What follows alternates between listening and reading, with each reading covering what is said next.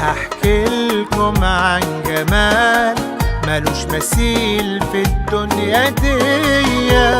في جمالها مين مفيش، اهي دي اللي فعلا مش عادية. لا